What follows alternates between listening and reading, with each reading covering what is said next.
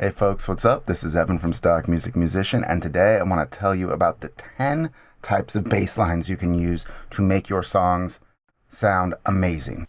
I've played bass for nearly 30 years, written hundreds of songs that have been streamed over 1 million times, share my favorite tips for you for how I think about constructing bass lines.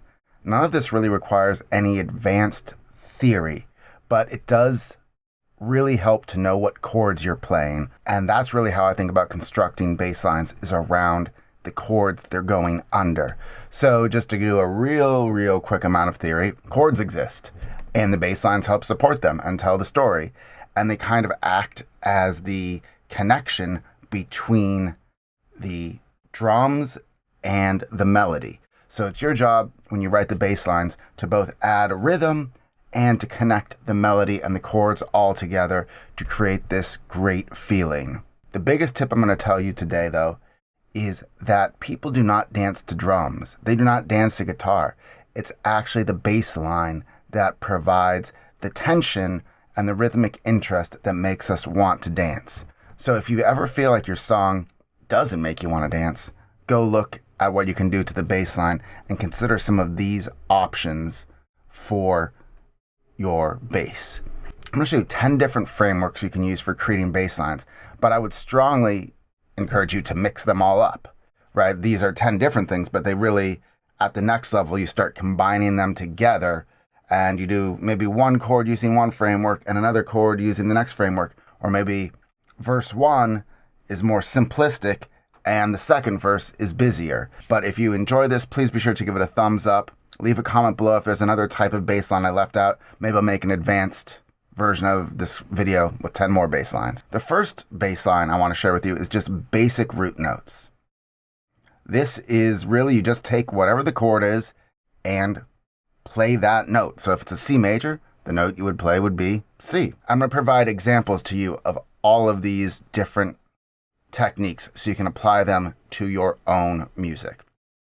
So the first one is the straight basic root notes. So here we have,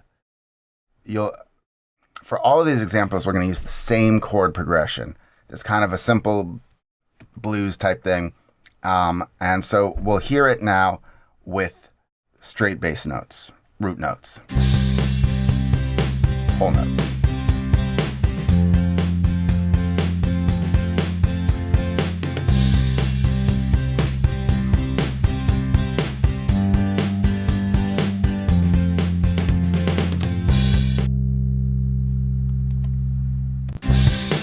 So the first chord here is C, and the bass note is C. The next chord is F. The bass note is F. It goes back to C. The bass goes back to C. The guitar then goes to G. The bass goes to G.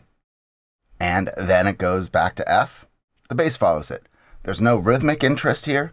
You're just framing out what the chords are. This is the simplest type of bass line you can write.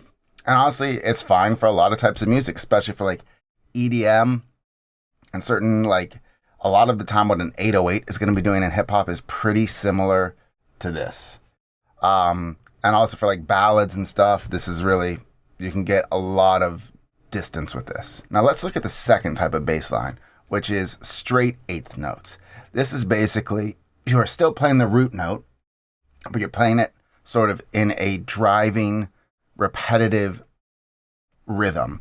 And this can really be useful in like rock songs, shuffle songs, things like that, where you're trying to really push the beat. EDM also can use this a lot. So let's take a listen to this now.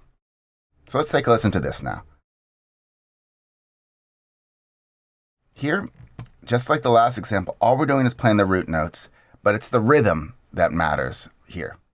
And hint, like I said earlier, you can experiment as you get more advanced with different notes and melodies and stuff, but often you might want to still keep this straight eighth rhythm. One other thing I'll say is I'm using like a bass VST for this. If I were playing my real bass, this would sound a lot better because you'd get more variation. These types of bass lines are the ones that sound worst with VSTs, especially real bass VSTs that are like emulating the real bass, because they don't include enough different sounds. So when you keep hearing the same few like sounds being triggered over and over again. It sounds a little fake. So if you are using a bass simulating plugin, you might want to stay away from this bass line, but it's totally fine on like synths or real bass. So let's take a listen.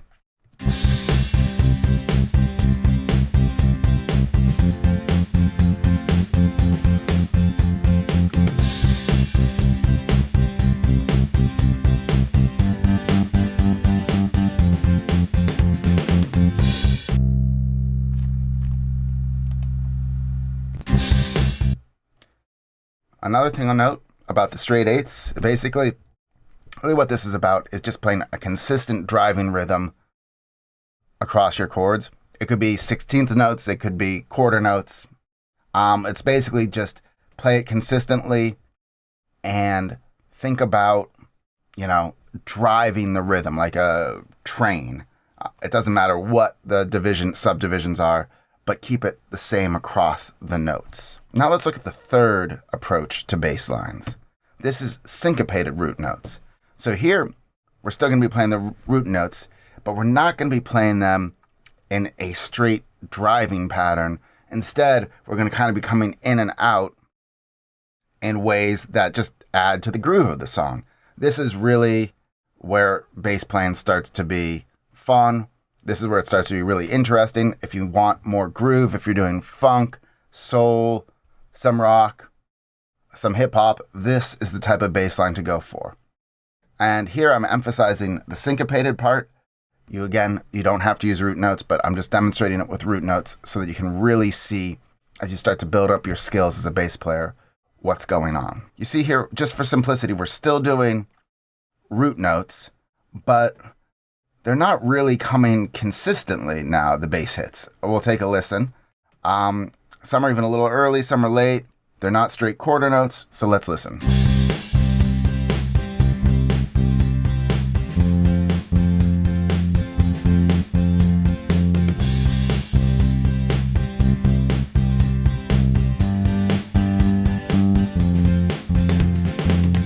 You could tighten that up a little bit there. There's a lot of stuff you could do to make this. There's a million different ways when you get to syncopated bass lines that I could rewrite this 10 different ways just by playing different rhythms, but still holding the root notes. You will add a ton of groove. So let's just compare this first C to the second C. There's an extra note here, which creates a different feeling. So that's bum, bum, bum, bum, bum, as opposed to this.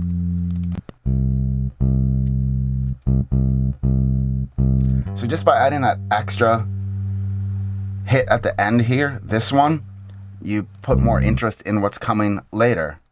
So really mess around with rhythm as much as with melody when it comes to bass. Like I said, that's where the groove comes from. It's what makes people dance.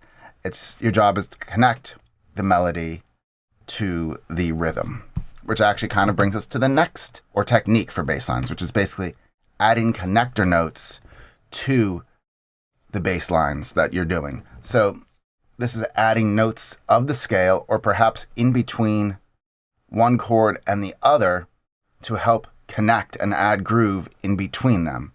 So these are going to create some melodic movement, but they're also going to be able to create some rhythmic movement. This really works in just about every style of music, and I would recommend adding connector notes, especially towards the end of a bar or in between, like as a transition from like a verse to a chorus. So let's hear what connectors sound like.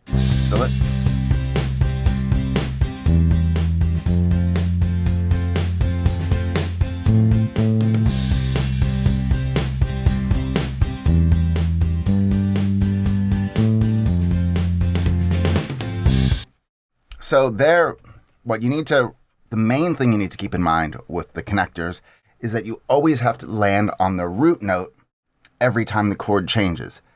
But what you do in between when the chord changes is up to you. That's where your creativity lies.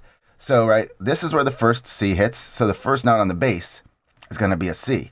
This is when it switches to F. So it has to be an F.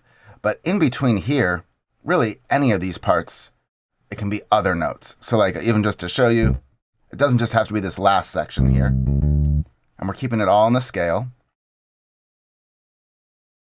It's really important to land on the root note when you change chords to establish that the chord has changed.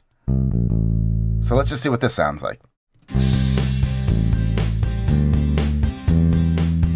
So the next method is perhaps the easiest of these all, aside from the root notes, which is basically octaves. An octave is the same note as the original note, just up 12 semitones or down 12 semitones. So basically, you're playing the same notes. So if you're playing a C chord, you would, on the guitar, the bass would only be playing the note C, but it would play like a low C and a high C, or a high C and a low C. This alteration can create a little more melodic and rhythmic interest. It's really common in funk, new disco, that sort of thing. You can combine this with any of the rhythm patterns, right? So you could do straight eighth octaves, you could do all sorts of stuff in between. Let's listen to it and see how it's done. So as you see here, we've got the low C and the high C, low F, high F. Generally, you're going to want to start your first note being the lower one and then go to the higher one. Probably 80% of the time, that is the way to do it on bass. If you start low and then go up to the high in the alternation, it doesn't feel grounded, is what I would say. So let's listen.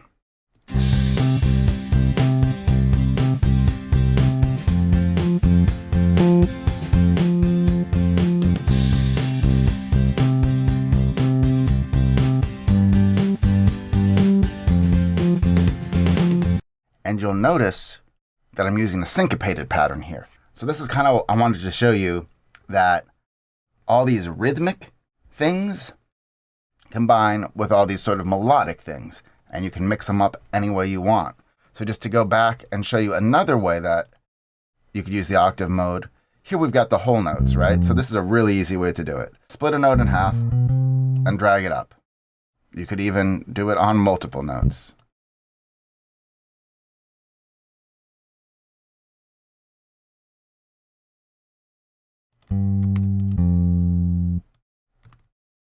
And then we just take them all up an octave. So now let's listen with a different rhythmic pattern.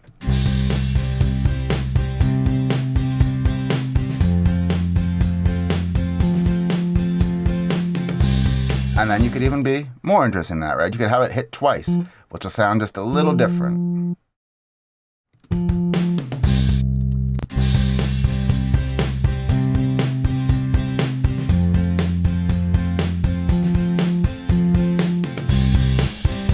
So combine everything, experiment, and that's really what this next one is going to be all about. It's octaves combined with fills. So basically here, you're going to use the octave technique, but especially at the end of that, you might want to consider a little bit of movement, a little motion. This is really where, for example, a lot of funk stuff is. It'll be like, I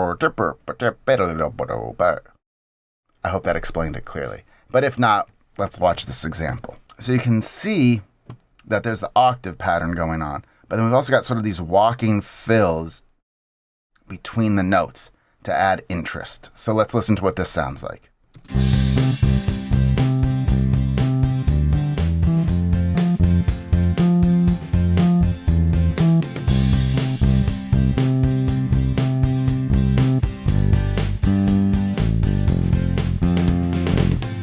So what you see, first of all, I used the syncopated octaves as the bit framework. And then often when you're doing these octave fills like this, you're just going to kind of want to go connect the chords with other notes in the scale. So the first chord was C, and the second chord was F. So I knew that D and E are in the scale. So those were the notes I selected, right? It's basically just you're connecting things with the scale, and then we're just walking back those same notes to get back to C. And then here, normally on the bass, I had been going up for the for the G note. Here, though, I went down to the lower G Normally I've been going to this G2. To make the octave sound better, though, we went down to the G1 and then even down to the F1, as opposed to normally we're going up to the F1, which is a whole other thing. Don't be afraid to play different octaves in different parts of the song. So like often when you're playing a real bass, maybe you're playing low and open for the verse, and then you shift up an octave for the chorus. So you don't necessarily need to alter octaves, but you can just use any of these other previous techniques or any subsequent techniques. But if you want to add interest or variety in different parts of your song, change what octave you're playing in. The next tip is a tale as old as time. It's a walking bass line. These are famous in jazz, and that's the main place you'll see these, or blues. But there's a lot of other opportunities to use them. Here, I'm just going to do the most standard walking bass line ever. You can look up. There's probably like a half dozen standard walking bass lines, I'd say, off the top of my head. Just look them up. You can drop them in anywhere you want. I just want them to kind of be part of your vocabulary. Because if you're doing a song, that's like a more classic-y rock or blues or jazz song, maybe this is the first place to start. Or if you're kind of doing a hip-hop song where you're trying to sample that vibe or recreate that vibe, this is where I would recommend looking. So just kind of Google walking bass lines to get some more examples of what the standard ones are. But here's one of them for you. And this is one you've heard a million times.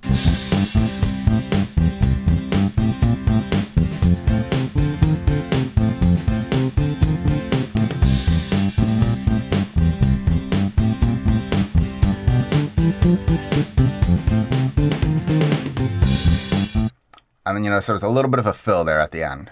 Often in bass, to keep things interesting, you might want to introduce a different fill at the end of every cycle.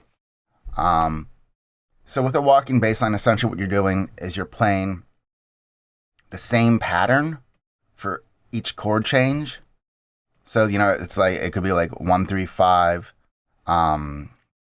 7, flat 7, and then, back or something like that. Some of them are based on octaves, so, there's a lot of different ones. But basically, instead of being like concerned about the scale, you're really more trying to play the same pattern under each bass line. And it has this consistent rhythm that is usually a syncopated-ish rhythm, but not always. That gives it this feeling of walking along. Now, the next one is melodic in a different way, and it is just creating a melody on the bass. And that's really kind of like the key hook in a song. You could think of something, like Under Pressure by Queen and David Bowie, for example, or Ice Ice Baby by Vanilla Ice, which definitely didn't sample from that song, where the chords change, but the bass line stays the same, kind of. Everything modulates around the bass line. That the bass line is like the key melodic and rhythmic driver of the song, and everything else is tied around that. So I'll give you an example. Here you notice the bass doesn't really change that much, aside from on one of the chords. It's basically staying the same, and the chords are moving around it.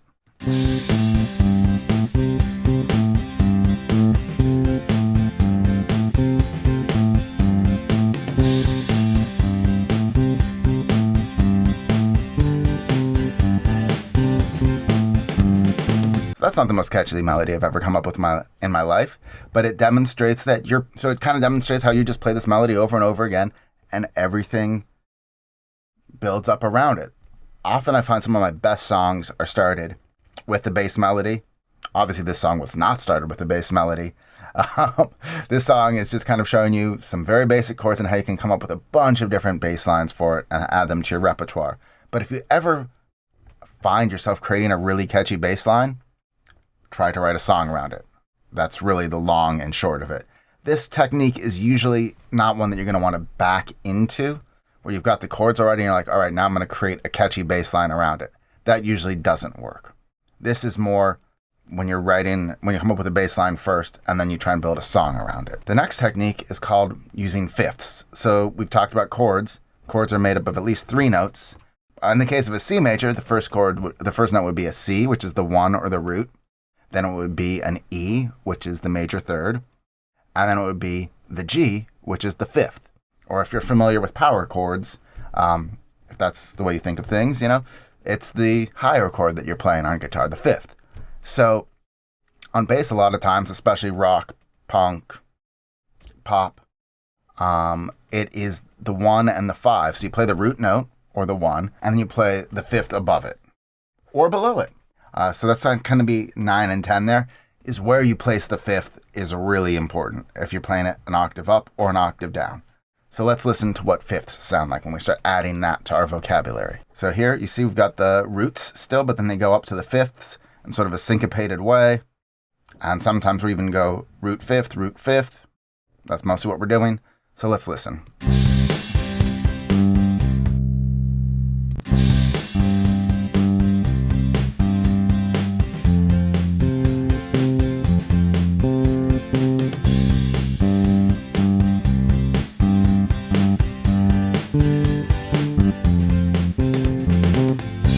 So there you have the root and the fifth. It's really a useful framework for adding a little bit of movement, but not too much movement. And especially if you've got like a lot of major minor stuff going on in your composition, by just sticking to roots and fifths, you can kind of sidestep that as a bass player. You can add a little more aggression and movement without maybe necessarily having to tip your hand one way or the other about, if this is like a happy chord and major or a sad chord and minor. You can use the kind of fifths for like one section of the song, and then when you get to the chorus, if you wanted to emphasize the happiness or the sadness of the emotion, then you could bring in the thirds, for example. Or if you're just doing like rock, pop, punk, maybe you never need to express that in the bass line, so you just stick to 1s and 5s. The last of these is really just based on the one we just learned. It's instead of playing fifths above, you're playing the fifth below, the octave below the fifth that you were just playing, which creates a very different feeling. This is something you hear a lot in reggae songs. Pretty much everything that's reggae influence is like bum bum bum bum bum bum bum bum bum bum bum. But there's also, this is a lot in jazz, a lot in rock, a lot of different places you'll see it. But this is like, if you're going to play reggae, basically half of it is fifths below. So let's look at what that looks like instead. And we're also going to combine some fills and syncopation here and all of that. So right here you have the C, and now we're playing this G below, and we're connecting it up even a little bit. And then we go up to the F, and so now we're playing that below, all that jazz. So let's listen.